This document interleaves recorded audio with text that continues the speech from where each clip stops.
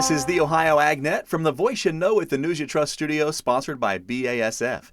Visit with your local ag retailer about 0% financing on all BASF crop protection, seed treatment, and Zetavo brand soybeans now through March 15th. I'm Ty Higgins.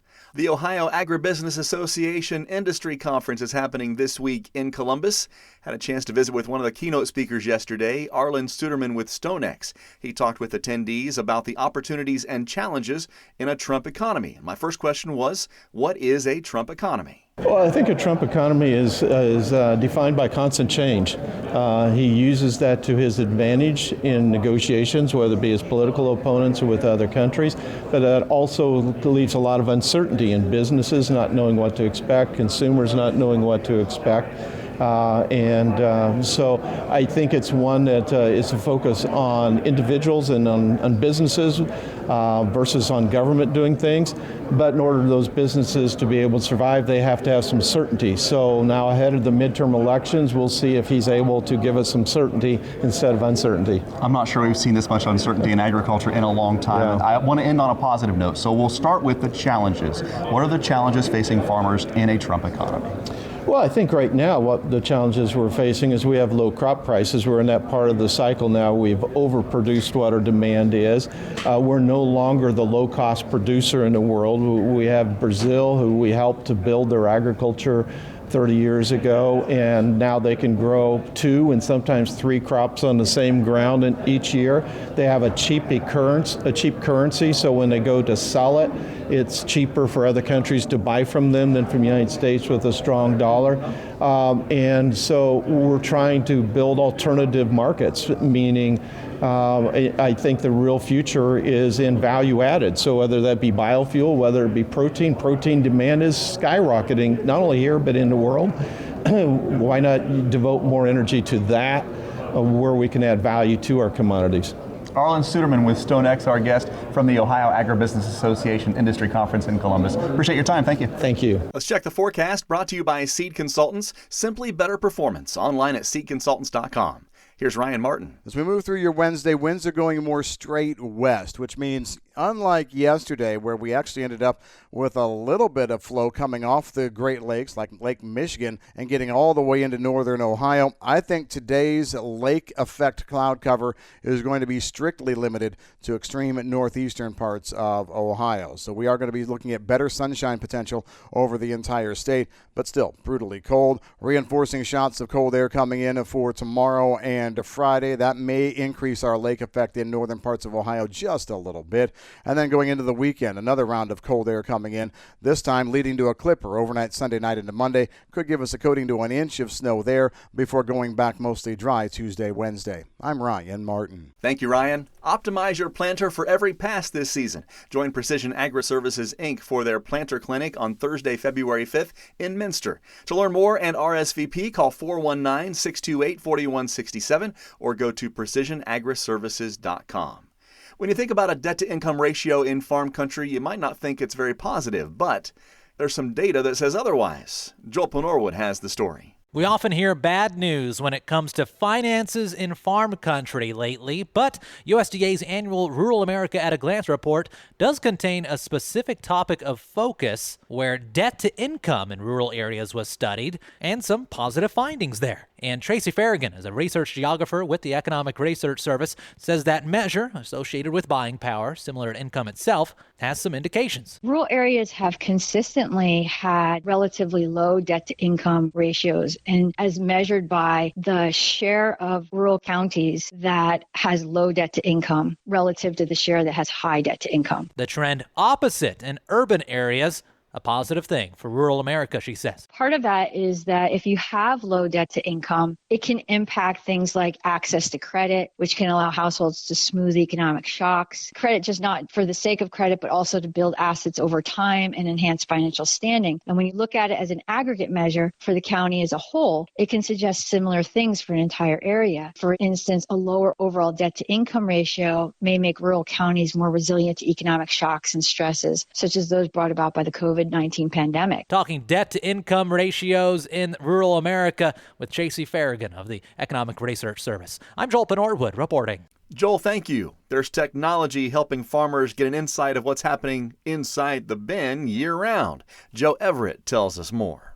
Experts say temperature monitoring is the #1 factor in successful grain storage. Keeping grain below 40 degrees helps prevent mold, while proper fan management avoids unnecessary grain shrink and wasted electricity. Without accurate grain monitoring, farmers are often guessing when to run fans, and guessing can get expensive. Today's grain bin monitoring technology removes that guesswork. Temperature cables and automated systems provide real-time data, alert farmers to developing hotspots, and even allow remote fan control. That means problems can be caught early before spoilage sets in. From simple plug-in systems to fully automated grain options, grain monitoring tools help keep grain cool, dry, and profitable, making sure months of hard work continue paying off long after harvest. To learn more about how grain monitoring systems and temperature cables are the farmer's eyes inside of a grain bin, you can find this full article today at ohioagnet.com. I'm Joe Everett reporting. Thank you, Joe. The Ohio AgNet continues after this. It's time for the Morton Buildings Building Value Days sales event running now through the end of February. Morton Buildings are built stronger, last longer, and look better. So if you're planning for a garage, farm shop, stall barn, a storage building for your RV, boat, or collectibles, or anything in between, act now. Our buildings are built to last, but these savings won't. Visit MortonBuildings.com or contact your local Morton office to take advantage of current savings on new buildings. Certain restrictions may apply. Offer valid only on select new building orders placed between January 5th and February 28th, 2026. Hey pork producers! The 2026 Ohio Pork Congress is almost here. It all happens in Lima, Ohio on February 3rd and 4th at the Veterans Memorial Convention Center. You'll get the latest on swine health, facility management, economics, product innovation, and more. And don't forget about the expanded Spanish language breakout sessions. All this with over 60 trade show exhibitors to visit. So go to ohioporkcongress.org today to get more information and early registration discounts. We'll see you in Lima. Welcome back to the Ohio AgNet. I'm Ty Higgins. Animal health and biosecurity getting a major upgrade at the Ohio Department of Agriculture. With today's featured audio, here's Brianna Smith. Construction is well underway on the new Ohio Veterinary Diagnostic Laboratory, a major investment in animal health and biosecurity for the state. The 70,000 square foot facility is being built on the Ohio Department of Agriculture's campus in Reynoldsburg and will replace the current lab dating back to the 1960s that has outgrown the needs of Ohio's farmers and veterinarians. When complete, the new lab will expand testing capacity, strengthen biosecurity, and keep critical disease detection work right here in Ohio.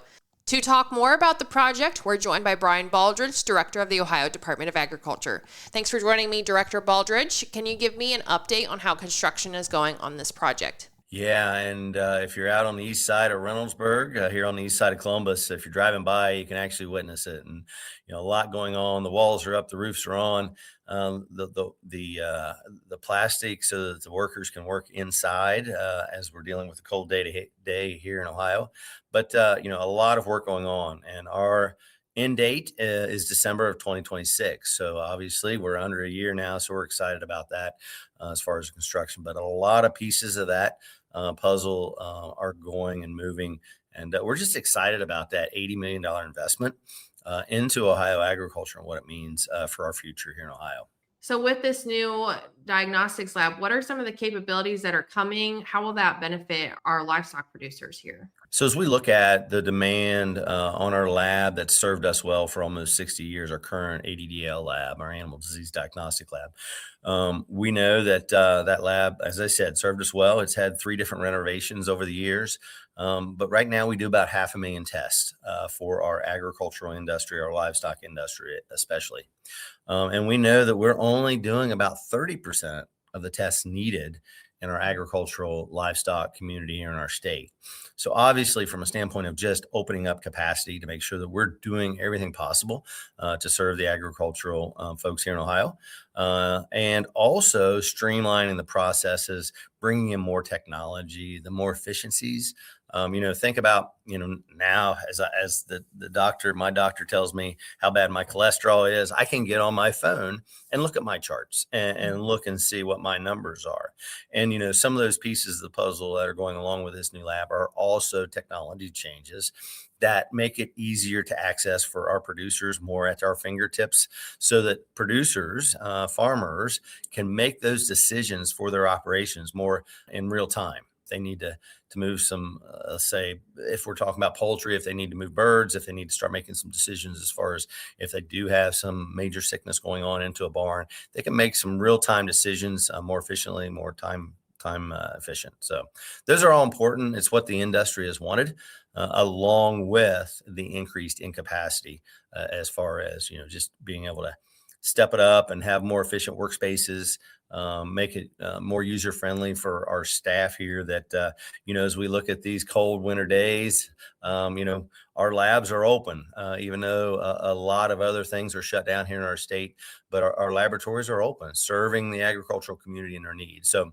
it's going to be great, not only for the staff that work here at ODA, the staff that work in those labs, but just the efficiencies it brings to the industry and agricultural livestock industry. The new Ohio Veterinary Diagnostic Laboratory is scheduled for completion by the end of the year. The facility will be housed in the Dr. Tony Forshee Animal Health Building, honoring Dr. Tony Forshee, who served as Ohio's state veterinarian from 2006 until his passing in 2021. To hear the full interview with Director Brian Baldrige, visit ohioagnet.com. Reporting for Ohio's Country Journal and Ohio AgNet, I'm Brianna Smith. Brianna, thank you. If agriculture's your way of life, you need news you can count on. That's why Ohio farmers turn to Ohio's Country Journal, your source for the latest in crop updates, livestock insights, market trends, and the stories that celebrate country life across our state. Every issue keeps you informed, connected, and ready for what's next in Ohio agriculture. Don't miss a beat. Renew your subscription or sign up today at ocj.com/renew and grow with the publication built for Ohio farm families. That's ocj.com/renew. Back with the markets and analysis next as the Ohio AgNet continues. Attention construction pros. Purple Wave Auction brings quality equipment to your fingertips. Join our bi-weekly online auctions featuring dozers, excavators, loaders, and more. We provide detailed listings, photos, and seller contact info. Inspect online or in person. With our no reserve policy, every item sells to the highest bidder. Visit purplewave.com today and see why informed builders choose Purple Wave. Transparent processes, real deals, your next great purchase awaits. purplewave.com. They didn't have skim milk for your coffee, so I just got formaldehyde. Oh, isn't that stuff in floor cleaner? Pizza's here. Would you like cheese on that? Or how about a Crolian? Oh, no, that's in bug spray. Hi there. Would you like to sample our new scent? Diethylene glycol. Isn't that the stuff in antifreeze? You wouldn't want to eat it, drink it, or even smell it, but that's exactly what's in your vapes. If you vape, quit. If you don't vape, don't start. For help, go to odh.ohio.gov/no vapes. A message from the Ohio Department of Health. Today's market analysis brought to you by the Louis Dreyfus Company. Excited to be building the newest state-of-the-art soybean crush facility in Upper Sandusky. Call 574-566-2113 for information on soybean marketing to LDC. Here's Ryan Martin. Grain markets finished the Tuesday session mixed, with the corn markets sagging. Wheat in Kansas City up a little bit. Wheat in Chicago fractionally mixed. And the bean complex was a little bit higher. Gains in soy oil yesterday lifted the soybean market. However, the corn market could not play. Why? Well, traders are starting to figure it out that even if President Trump said yes to E15, it still has to pass through Congress on a legislative basis, and then it would take 3 years from permitting to production for new U.S. ethanol plants to get started. Ethanol capacity is only growing by 1% a year for years, and the plants are operating at or above 90%, which means the corn grind potential is limited. So the E15 story that seems to have been trumpeted for forever and everywhere, it's not going to help the market. We get back to good old supply and demand, and currently with $17 billion on production from last year, supply is just too doggone big. I'm Ryan Martin. This check of the markets on the Ohio AgNet brought to you by Seed Consultants. Simply better performance. Online at seedconsultants.com. Corn for March, 3/4 cent higher overnight, 4.27 1/4. May, 4.35 1/4, a half-cent higher. And corn for July up 3/4 at 4.41 1/2. Soybeans for March, 10.70 a bushel. That's 2 3/4 better. The May up 3 cents at 10.82 1/2. And beans for July, 10.92 1/4, up by 2 3/4.